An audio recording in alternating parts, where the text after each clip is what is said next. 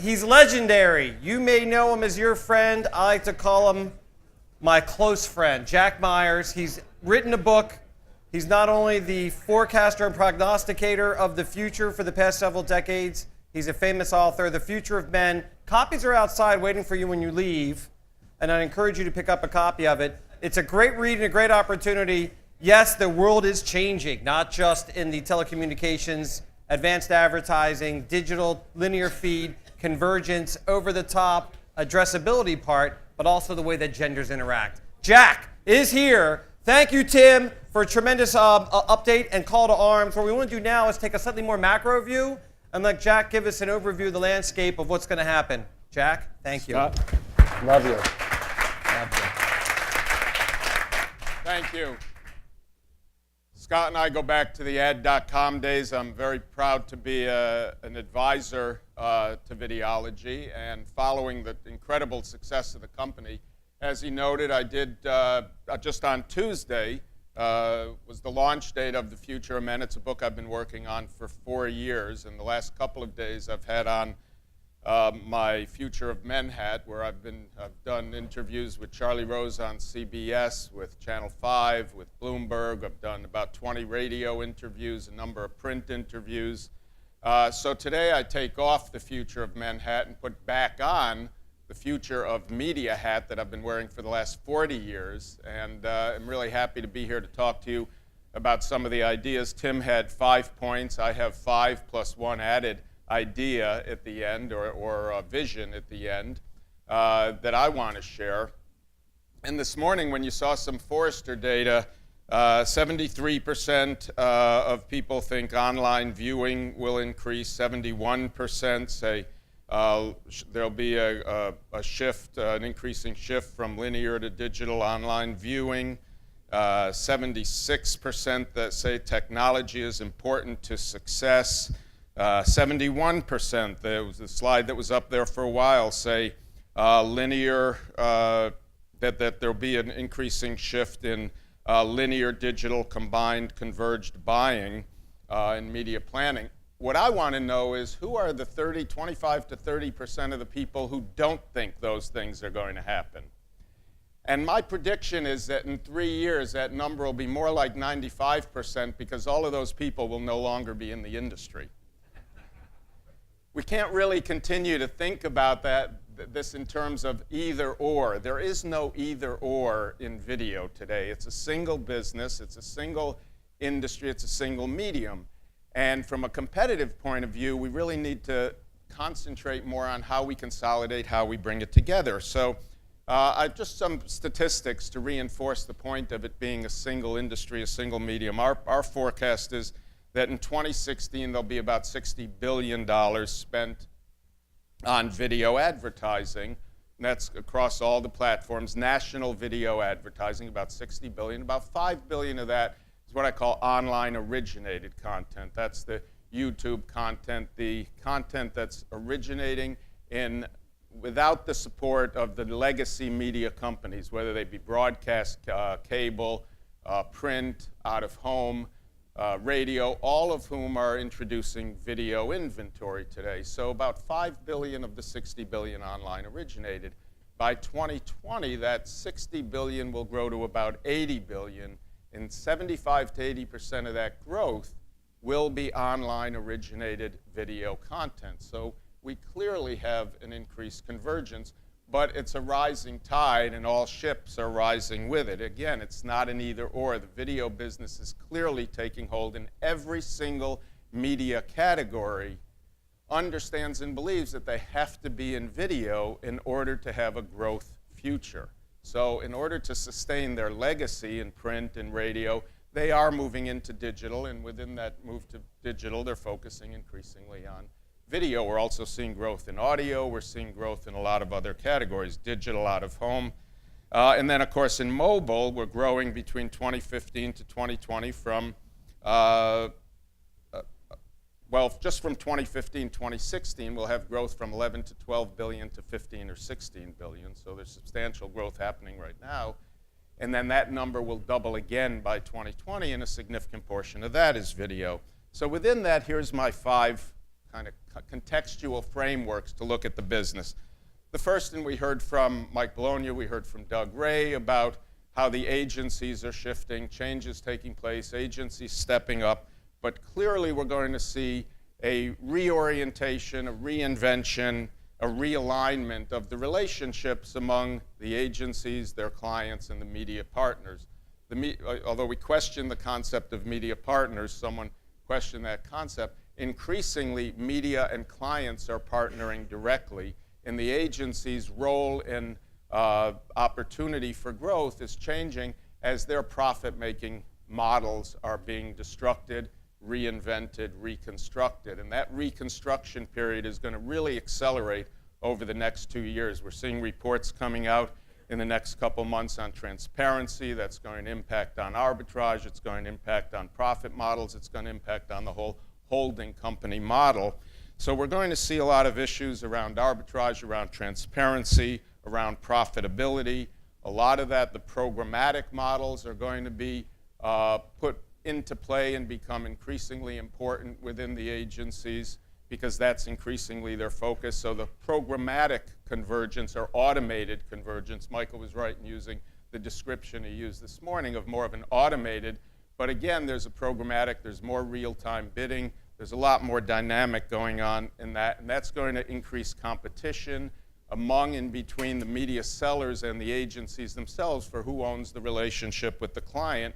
And there's a whole rebundling focus that will continue to go on from the media-only agency to media-only, including creative and other forms of agency services, and the media companies themselves investing in creative agency, direct response, commerce capabilities across the whole ecosystem of media. Number two is reinventing content. And we are reinventing content. There's more of an increase on storytelling, a focus on sponsorships, or almost a return to the future in the 1950s when every television program had a single sponsor.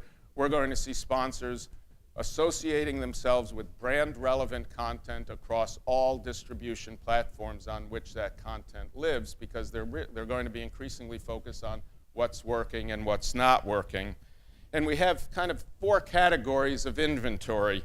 We have the high-value inventory, kind of the seller-controlled inventory around engagement, around commerce, around unduplicated reach, which is a reality that's going to be increasingly important in the TV marketplace, and value for repetitive impressions or frequency, which is more of a low value. So we're seeing this bifurcation of high-value inventory built around engagement, unduplicated reach, commerce, and then low-value inventory, and that's where you're going to see the automation versus the relationships, and we're going to see agencies, sellers, and publishers and clients looking at what's their balance of those 2 realities. Just 2 years ago, I asked advertisers to kind of define their video spend in those categories, and less than 10% of their spend was put into the high-value proposition. 90% they considered to be more commodity-driven, CPM-driven,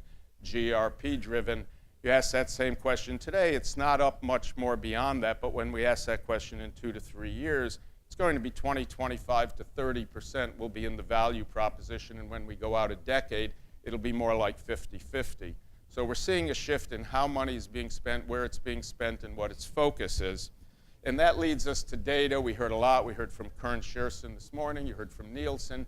Data, big data, and what I call emotional data. And I think we're going to be seeing more emotion tech. If you put the Fitbit together with the smartwatch, you put it all up into the marketing cloud where it's connected to commerce and other data sets. We're seeing marketing data where your emotions, your galvanic skin response, whether you're walking or running or how you're exercising, and combined with your media consumption patterns to see how you're actually reacting in a real-time basis to media and advertising exposure.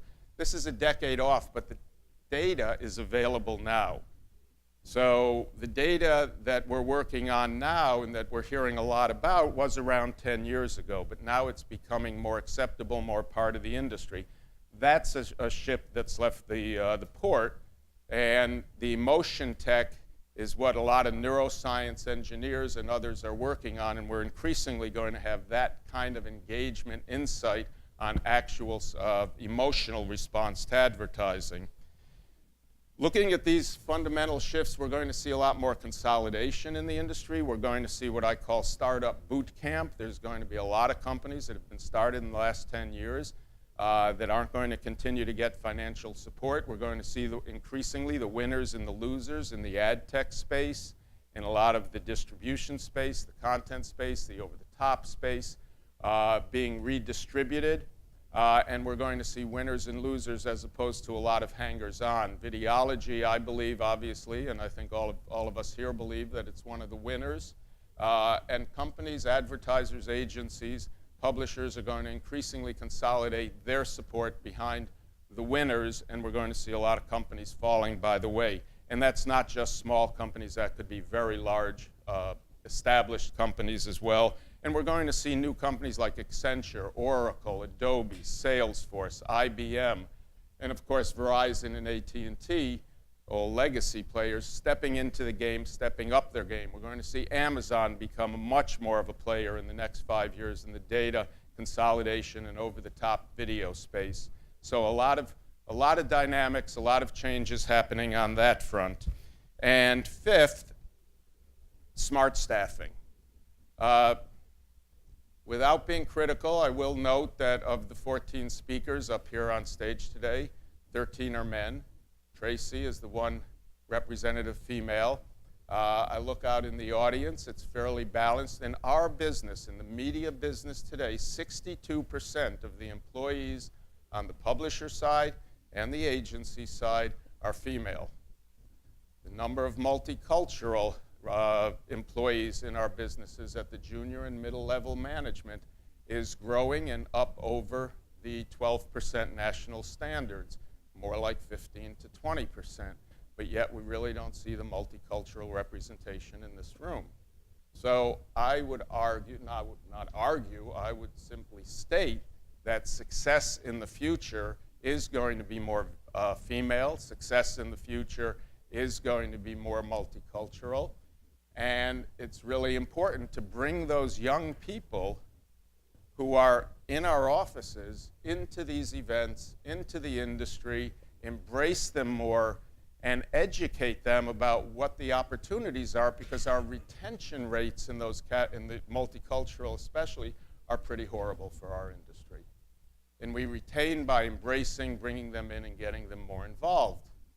It's one of the points of the future of men is where do men fit into this? And one of the primary ways men fit in is by encouraging more women, encouraging more multicultural, but also encouraging more of an openness and embrace of the changes taking place in society for our business. And in that context, as we look at the future, let me ask, how many of you have only been in the digital world your whole career? How many of you have had have had legacy media experience, television, radio? So I was at a 212 event the other day, I emceed a couple of weeks ago, and I asked that same question. About 80% of the room was digital only. And there are a lot of digital only people. And those of you who have had legacy media experience, I think it's really important and valuable to recognize the heritage of the great television business that is sustaining all of us as we look at the future of video. This is an amazing industry. You look back to the 50s, we have an incredible heritage, an incredible history, and I think it's really valuable and important to make sure that the young people coming into our industry understand that they are caretakers of that heritage. So I think it's really important for all of us who are looking at the future and the vision for our industry also recognize and respect the heritage of our past and carry it forward, because frankly that's the heritage that's giving us all an incredibly strong business today that is growing from $60 to $80 billion over the next few years. So I'd urge you all to think about that in the context of learning yourself the history of television and media and sustaining that heritage and bringing young people into an appreciation of that heritage. And finally, I would like to again thank thank Videology for inviting me. I think we have time for maybe 2 questions, if anyone would like. And if not, I know that Scott will have a question for me. I know it's always tough to ask questions, but I'm happy to answer questions about the future of men or the future of media. We had a brave woman in the back before who spoke up. Any other questions? Or will you leave me hanging up here? Good. John.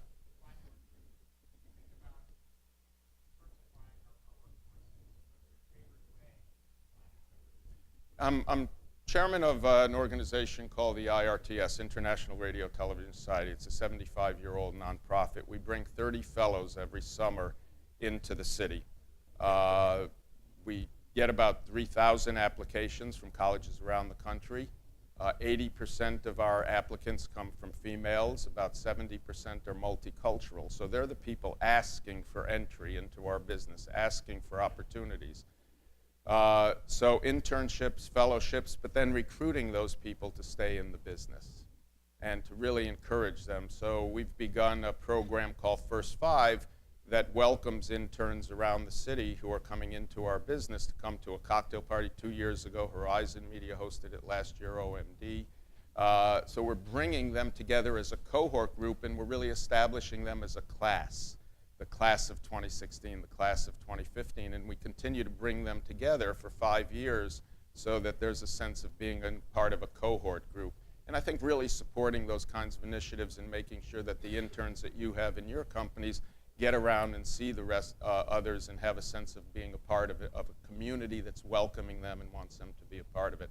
I don't think the recruitment is a problem or an issue. I think colleges are eager to get their kids in here. I think it's once they're here, keeping them. Okay, thank you very much.